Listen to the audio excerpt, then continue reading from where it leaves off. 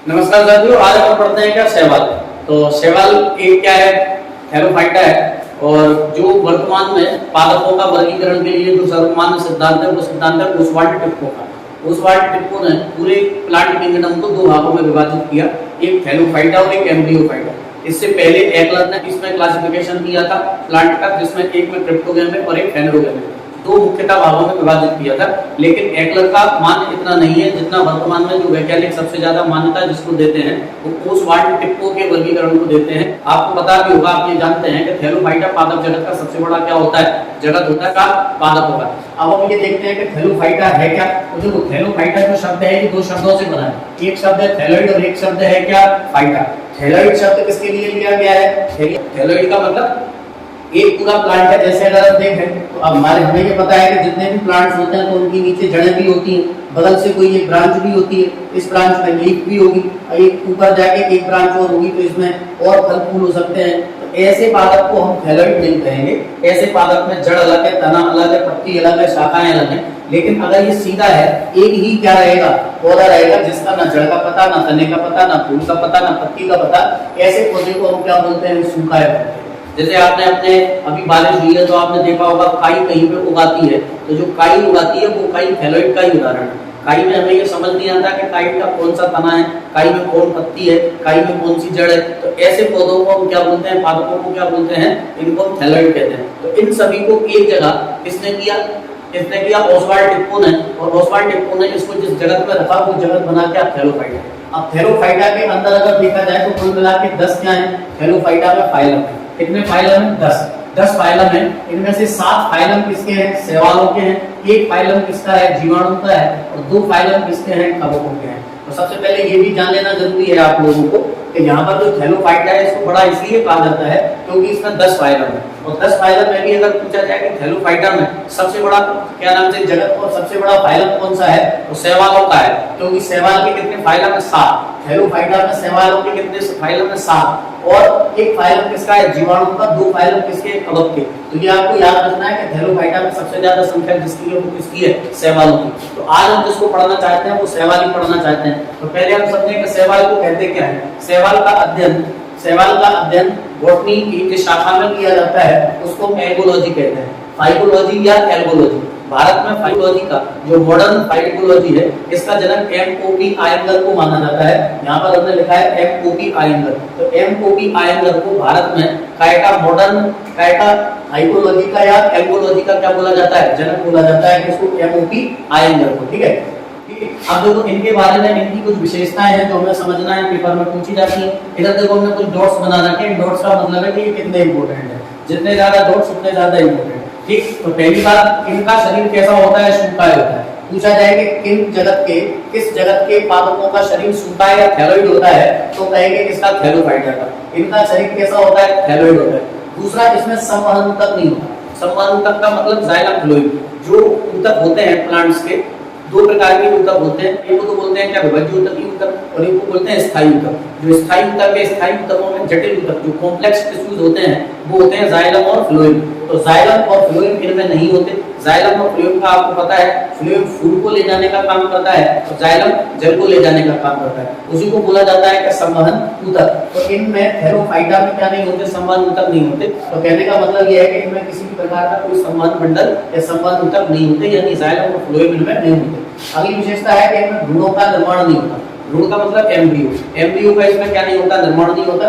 एक्लर के वर्गीकरण में अगर देखें तो एक्लर ने इसको जिस वर्ग में रखा है, जिस फाइलम में रखा है, जिस जगत में रखा है, उस जगत का नाम क्या है, क्रिप्टोगैम है। क्या है, क्रिप्टोगैम। तो क्रिप्टोगैम में ओसवाल्ड टिप्को ने नहीं रखा है ये शब्द। ये शब्द एक्लर का है। क्रिप्टो का मतलब होता है क्रप्ट, क्रप्ट का मतलब होता है हिडन, हिडन का मतलब होता है छुपा हुआ, गैमेट का मतलब होता है क्या, भ्रूण, यानी जिसका भ्रूण छुपा हुआ हो उसे क्या बोला जाता है, क्रिप्टोगैम। तो जिनमें भ्रूण होता नहीं है ऐसे को एक्लर ने ऐसे जगत को क्रिप्टोगैम जगत में रखा था। तो ये सवाल पूछा जाता है कि जो थैलोफाइटा के जो प्लांट्स हैं या वो पूछेंगे शैवाल, जीवाणु, कवक, इनको किस में रखेंगे एक्लर के अनुसार, तो हम कहेंगे इसको क्रिप्टोगैम में रखेंगे। क्यों? क्योंकि इनमें गैमेट्स का क्या नहीं होता, निर्माण नहीं होता। इसमें गैमेट्स का क्या नहीं होता, निर्माण नहीं होता। और अधिकतर ये कैसे होते हैं, जलीय होते हैं। ये 4 विशेषताएं ऐसी हैं जो जीवाणुओं में भी होगी, कवकों में भी होगी और शैवालों में होगी। 4 विशेषताएं, इनकी कैरेक्टरिस्टिक्स कॉमन है, तो सब में रहेंगे।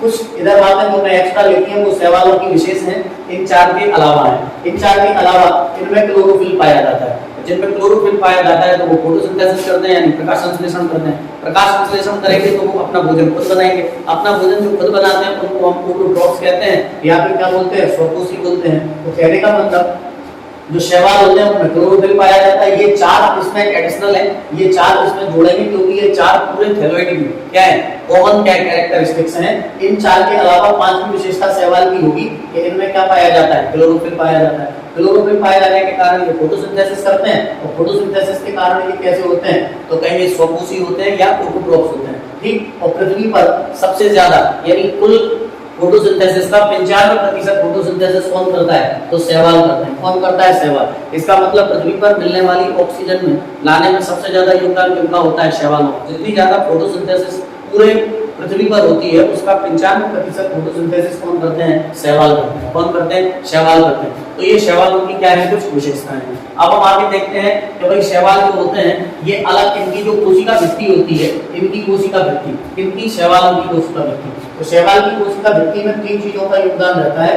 एक गैलेक्टोज जो अपने आप में क्या है, मोनोसैकेराइड, ठीक। एक कैल्शियम कार्बोनेट, और एक है क्या, सेल्यूलोज जो अपने आप में पॉलीसैकेराइड है। यानी गैलेक्टोज और सेल्यूलोज ये दोनों कार्बोहाइड्रेट्स हैं, लेकिन ये कौन सा कार्बोहाइड्रेट है, ये मोनोसैकेराइड है। ये कौन सा कार्बोहाइड्रेट है, ये पॉलीसैकेराइड है। जरूरी नहीं है कि वो ये पूछे कि शैवाल की कोशिका भित्ति सेल्यूलोज से बनी होती है। हो सकता है वो ऑप्शन ये दे दें कि लिपिड से बनी होती है, कार्बोहाइड्रेट से बनी होती है, प्रोटीन से बनी होती है। तो आप देखो ये गैलेक्टोज और सेल्यूलोज ये दोनों कार्बोहाइड्रेट से, प्रोटीन नहीं है, तो जरूरी नहीं है कि सेल्यूलोज दें। वो ये भी दे सकते हैं कि कार्ब से बनी है, या प्रोटीन से बनी है, या लिपिड से बनी है। तो काय से बनी है, कार्ब से। और पूछे कार्ब्स कौन सा, तो ये मोनोसैकेराइड है और ये पॉलीसैकेराइड है, और कैल्शियम कार्बोनेट से। यहाँ पर देखो हमने स्टार लगा दिया है। इस स्टार का मतलब है कि अधिकतर सेल्यूलोज ही आता है, क्योंकि सेल्यूलोज ये कॉमन फैक्टर होता है किसका, सेल वॉल का। तो जितनी भी सेल वॉल होती है उनका जो मूल फैक्टर होता है वो क्या होता है, सेल्यूलोज। अधिकतर आपका काम किससे चल जाएगा, सेल्यूलोज से। और सिंगल का मतलब है कि इतना इंपॉर्टेंट नहीं है, लेकिन ज्यादातर जीवाणु पूछा जाता है। आप तीनों को याद रख सकते हैं। ये इसकी कोशिका भित्ति बनी होती है किसकी, शैवाल की ग्रिल से। अब हम आगे बात करते हैं इनके आवास के बारे में। आवास का मतलब हैबिटेट, कहाँ पर ये रहते हैं। तो देखो लवणीय यानी मरीन जो वाटर होता है, या फिर जो शुद्ध जल होता है, ये दोनों में मिलते हैं। शुद्ध जल में भी मिलते हैं और लवणीय जल में भी मिलते हैं। अब यहाँ पर हमने कुछ नाम लिख रखे हैं, ये सारे के सारे वो शैवाल हैं जहाँ से पेपर में सवाल पूछे जाते हैं। इसको आप ध्यान से सुन लेना। सबसे पहला है रिबुलेरिया। रिबुलेरिया नाम का जो शैवाल है, ये रिबुलेरिया से आप याद रख सकते हैं रिवर, रिबुलेरिया और रिवर। इसको आप जब मर्ज करोगे तो याद होगा कि झील और नदियों के पास, उनके किनारों पर जो पाए जाने वाले शैवाल होते हैं उनमें से एक शैवाल है कौन सा, रिबुलेरिया। तो ये रिबुलेरिया कैसे याद हो जाएगा, रिवर से। दूसरा लिखा है डायटम और लिखा है क्या, वॉल्वैक्स। तो डायटम और वॉल्वैक्स ये दो जो शैवाल हैं, डायटम से याद हो रहा है तैरने वाला। हम फ्लोटिंग शब्द किसको लेते हैं, तैरने के लिए। तो फ्लोटिंग और डायटम इन दोनों को आप थोड़ा सा एक साथ मर्ज करके याद करोगे तो याद होगा कि डायटम और वॉल्व जो क्या नाम से वॉल्वैक्स हैं, ये दोनों क्या होते हैं, पानी में तैरने वाले शैवाल हैं। पूछा जाए कि पानी में तैरने वाले शैवाल कौन से हैं, तो डायटम और क्या नाम से वॉल्वैक्स इसके क्या है उदाहरण। अगला है कौन सा, प्रोटोडर्मा। प्रोटोडर्मा एक ऐसा शैवाल है जो कछुआ की इस पे ऊपर जो सेल होती है उस सेल पर होता है कौन सा, प्रोटोडर्मा। तो प्रोटोडर्मा जो शैवाल है, डर्म से याद रख लेना। डर्म यानी होती है त्वचा, किसकी त्वचा पे उगेगा, तो कहीं कछुए की त्वचा पे। तो कछुए की त्वचा पे उगने वाला जो शैवाल है उसका नाम है क्या, प्रोटोडर्मा। इसके बाद अगला है कौन सा, जूक्लोरेला। तो जूक्लोरेला जो है ये जो घोंगा होता है जिसको स्नेल कहते हैं, स्नेल या घोंगा, स्नेल या घोंगे पे उगने वाला जो शैवाल है उसका नाम है क्या, जूक्लोरेला। अगला है क्या, क्लोडोफेरा। देखो ये जो क्लोडोफेरा होता है, ये क्लोडोफेरा कहाँ पाया जाता है, तो ये क्लोडोफेरा जो हाइड्रा होता है, हाइड्रा जंतु होता है, उस हाइड्रा के अंदर परजीवी के रूप में पाया जाता है कौन, क्लोडोफेरा। तो क्लोडोफेरा एक ऐसा शैवाल है जो परजीवी के जैसा हाइड्रा के भीतर पाया जाता है। अगला है क्या, लाइकेन। तो वो लाइकेन पे मैं स्टार लगाना भूल गया हूँ, यहाँ पर मैं 3 बिंदु लगा रहा हूँ, इसका मतलब लाइकेन मोस्ट इंपोर्टेंट है। लाइकेन क्या है, तो लाइकेन सहजीवता को क्या करता है, प्रदर्शित करता है। हालांकि सहजीवता एक बड़ा फैक्टर है, सहजीवता 2-3-4 प्रकार की होती है, 2-3 आधार पर इनको विभाजित किया जाता है। तो इसकी चर्चा हम फिर कभी किसी वीडियो में करेंगे सहजीवता की, सहजीवता क्या है। अभी बस आपको इतना याद रखना है कि लाइकेन सहजीवता को क्या करता है, दर्शाता है। लाइकेन क्या को दर्शाता है, सहजीवता को। सहजीवता का मतलब साथ जीवन जीना, साथ जीवन जीना। अब इसमें क्या होता है, ये एक दूसरे के क्या होते हैं, सहयोग देते हैं। तो यानी सहजीवता को जो कवक होते हैं और शैवाल होते हैं, तो शैवाल फोटोसिंथेसिस करता है क्योंकि शैवाल के पास क्या होता है, क्लोरोफिल होता है। कवक के पास क्या नहीं होता, क्लोरोफिल नहीं होता। कवक के पास क्लोरोफिल नहीं होता, शैवाल के पास क्लोरोफिल होता है, लेकिन कवक इसको क्या देता है, खनिज देता है, प्रोटेक्शन देता है, रहने के लिए जगह देता है। तो उसके बदले में जो शैवाल है, शैवाल उसको भोजन प्रोवाइड कराता है। इसी को कहा जाता है क्या, लाइकेन या सहजीवता। तो ये लाइकेन वनस्पति के रूप में सहजीवता को प्रदर्शित करते हैं कौन कौन, कवक और शैवाल। तो ये भी पूछा जाता है लाइकेन के बारे में। अगला देखो, अगला आपने यहाँ पर लिखा है सारगैसम, ग्रेसिलेरिया और जेलिडेरियम, कारा और एल्वा। ये वो शैवाल हैं जो समुद्र में उगते हैं। अब सारगैसम समुद्र में उगता है, ग्रेसिलेरिया समुद्र में उगता है, जेलिडियम समुद्र में उगता है, कारा समुद्र में उगता है, एल्वा समुद्र में उगता है। तो ये समुद्र में उगने वाले क्या है, शैवाल।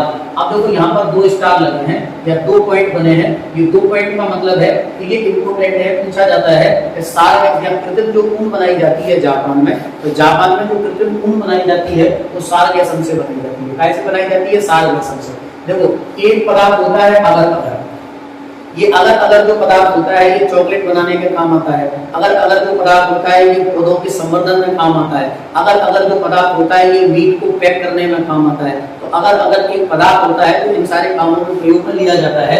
और ये जिन शैवाल से प्राप्त होता है उन शैवाल का नाम है ग्रेसिलेरिया और जेलिडियम। तो ग्रेसिलेरिया और जेलिडियम समुद्र में पाए जाने वाले शैवाल हैं। इन्हीं शैवालों से अगर अगर या एगार एगार नामक पदार्थ की क्या की जाती है, प्राप्ति की जाती है। 2 स्टार लगे हैं, इसका मतलब इंपोर्टेंट है। अगला है देखो कारा। कारा वो है जिससे क्या बनाया जाता है, मलेरिया उन्मूलन की दवाई बनाई जाती है। तो मलेरिया उन्मूलन की दवा जिस शैवाल से बनाई जाती है उस शैवाल का नाम है कारा। और कारा कहाँ में पाया जाता है, समुद्र में। अगला है कौन सा, एल्वा। अगला कौन सा है, एल्वा।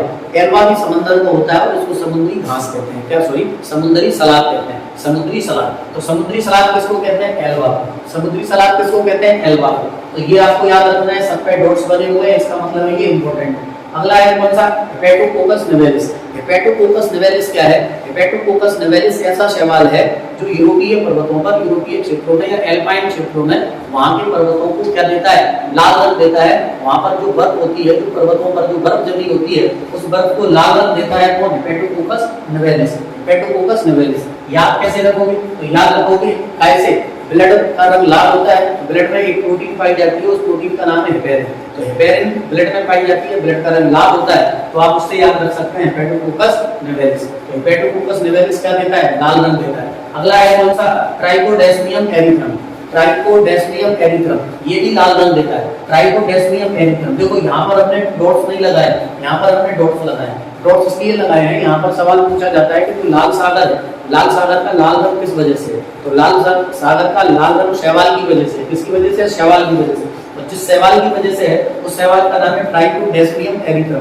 अब देखो यहाँ पर हमने बोला था कि हेपेरिन प्रोटीन, और यहाँ पर आप देखो WBC RBC को, तो ल्यूकोसाइट WBC को कहा जाता है, एरिथ्रोसाइट किसको कहा जाता है, RBC को। एरिथ्रोसाइट RBC यानी रेड ब्लड कार्बन्स जो होती हैं, इसमें लिखा है एरिथ्रम। तो आप इससे याद रख सकते हैं ट्राइकोडेस्मियम एरिथ्रम से। तो ये भी क्या देता है, लाल रंग प्रदान करता है। सवाल ऐसे भी पूछा जा सकता है, अधिकतर सवाल सीधा पूछा जाता है कि लाल सागर का लाल रंग किस वजह से है, तो कहेंगे इसका लाल रंग किस वजह से है, तो कहेंगे ट्राइकोडेस्मियम एरिथ्रम शैवाल की वजह से। ठीक है, अच्छा एक बात और याद आती है कि सारगेसु जो सागर है उसमें भी सवाल पूछा जाता है कि सारगेसु सागर का नाम सारगेसु सागर क्यों पड़ा, तो शैवाल की वजह से पड़ा, क्योंकि उसमें जो शैवाल सबसे ज्यादा पाई जाती है वो शैवाल है कौन सी, सारगेसम। कौन सी शैवाल है, सारगेसम। तो सारगेसम शैवाल की वजह से उसका नाम क्या पड़ा, उसका नाम क्या पड़ा, सारगेसु सागर। अगला देखो, अगला जो क्या नाम से शैवाल है उसका नाम है स्पोटेला और प्रोटोडर्मा। प्रोटोडर्मा हमने इधर भी पढ़ा है और इधर स्पोटेला और प्लस प्रोटोडर्मा। प्रोटोडर्मा को आप एक ऐसे याद रखोगे कि डर्म पे पैदा होता है, किसकी डर्म पे पैदा होता है, कछुए की डर्म पे। आप प्रोटोडर्मा से एक सीट और मर्ज कर लेना है, पास एक प्रोटोडर्मा और पास एक पीला, मतलब ये कि ये पीला रंग प्रदान करता है। तो प्रोटोडर्मा पीला रंग देता है, इसके साथ कौन सा है, स्पोटेला। तो प्रोटोडर्मा और स्पोटेला ये दोनों पीले रंग प्रदान करने वाले क्या है, शैवाल। इसके बाद अगला शैवाल आता है जिसका नाम है क्या, रेपिडोमिना और क्लेपिडोमोनास। तो क्लेपिडोमोनास और रेपिडोमिना ये दोनों के दोनों हरा रंग प्रदान करते हैं। कैसा रंग प्रदान करते हैं, हरा। सवाल पूछा जाता है कि जो यूरोपीय पर्वतों पर जो हरा रंग दिखाई देता है या सागरों में जो हरा रंग दिखाई देता है, बर्फ में जो हरा रंग दिखाई देता है, वो कैसे देता है? तो कहेंगे रैपिडोमिनास और क्लेमिडोमोनास। इसको कैसे याद रखोगे? क्लेमिडोमोनास मतलब क्लोरोफिल से याद रख सकते हैं, क्लोरोफिल क्लेमिडोमोनास। इससे याद रखेंगे कि रैपिडोमिनास और क्लेमिडोमोनास ये क्या देते हैं? हरा रंग देते हैं। तो ये ब्लू ग्रीन एल्गी है। कौन सी? Blue green algae. Blue green algae मतलब नील हरित शैवाल। नील हरित शैवाल के बारे में एक बात याद रखना है कि पूरे के पूरे शैवालों में जो भोज्य पदार्थों का संचय होता है वो तो होता है स्टार्च के रूप में, काय के रूप में होता है? स्टार्च के रूप में। लेकिन ब्लू ग्रीन एल्गी में जो भोजन का संचय होता है वो ग्लाइकोजन के रूप में होता है। ये भेद है, आपको याद रखना है कि ग्लाइकोजन, वैसे तो अगर सीधा सवाल पूछा जाए कि स्टार्च के में भोज्य पदार्थ किस रूप में संचित होते हैं, स्टोर होते हैं, तो शैवाल क्या है? पादप में और पादप कोशिका में भोजन जिस रूप में, जिस फॉर्मेशन में क्या नाम से स्टोर होता है वो है स्टार्च। लेकिन ब्लू ग्रीन एल्गी को साइनोबैक्टीरिया कहते हैं। क्या बोलते हैं? साइनोबैक्टीरिया। ब्लू ग्रीन एल्गी का दूसरा नाम साइनोबैक्टीरिया भी है। साइनोबैक्टीरिया में जो स्टोर होता है भोजन वो स्टार्च के रूप में नहीं होता, वो काय के रूप में होता है, तो कहेंगे ग्लाइकोजन के रूप में होता है। अब सवाल उठता है कि ब्लू ग्रीन एल्गी का उपयोग क्या है? तो ब्लू ग्रीन एल्गी वो एल्गी होती है जिसका उपयोग जमीन की उर्वरा शक्ति को बढ़ाने के लिए किया जाता है, जैसे कि नोस्टक है, जैसे कि एनाबीना है, ठीक है। तो नोस्टक और एनाबीना ऐसे ब्लू ग्रीन एल्गी हैं जिनका उपयोग हम भूमि की उर्वरक शक्ति को बढ़ाने के लिए, नाइट्रोजन के स्थिरीकरण के लिए, उर्वरक शक्ति बढ़ाने के लिए करते हैं। अगला देखो यहाँ पर लिखा है नोस्टक, एनाबीना और एजुला। तो ये तीन लिखे हैं, नोस्टक, एनाबीना और एजुला।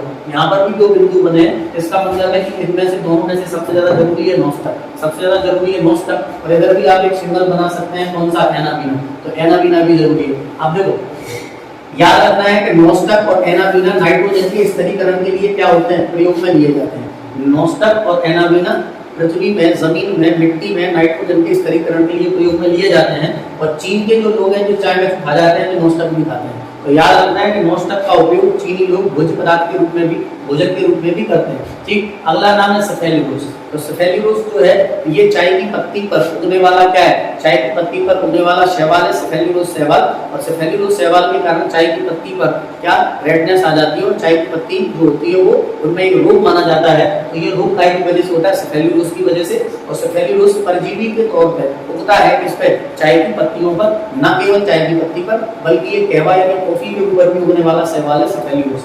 अगला शैवाल है कौन सा? क्लोरेला। सबसे ज्यादा जो किसी में 3 स्टार नहीं लगे, 3 स्टार केवल क्लोरेला में लगे। इसका मतलब क्लोरेला बहुत ज्यादा इंपॉर्टेंट है। क्यों इंपॉर्टेंट है? बातों को सुनो। पहली बात, जो क्लोरेला है, ये क्लोरेला में फोटोसिंथेसिस की जो क्लोरीन फोटोसिंथेसिस पे जो प्रयोग होते हैं, तो फोटोसिंथेसिस जिस शैवाल के अंदर देखी जाती है या इसका जिसमें प्रयोग किया जाता है जिस शैवाल के ऊपर या किया गया था, तो वो शैवाल है क्लोरेला। पहली बात। दूसरा, जो क्लोरेला है, इस क्लोरेला से एंटीबायोटिक बनाई जाती है, एक दवा जिसका नाम क्लोरेबिन है। तो क्लोरेबिन नामक जो एंटीबायोटिक दवाई है वो दवाई क्लोरेला से बनती है। तीसरी बात इंपोर्टेंट क्लोरेला में ये है कि जितने भी अंतरिक्ष यात्री जब ऊपर जाते हैं तो वो क्लोरेला को अपने हौज में उगाते हैं, इसमें प्रोटीन का सोर्स उन्हें मिल जाता है, तो ये उनके लिए हौज में उगाने के काम आता है। कौन सा? क्लोरेला। इसलिए ये जरूरी है। अगला है देखो कौन सा? एसिटोबुलेरिया और साइमन सियरा।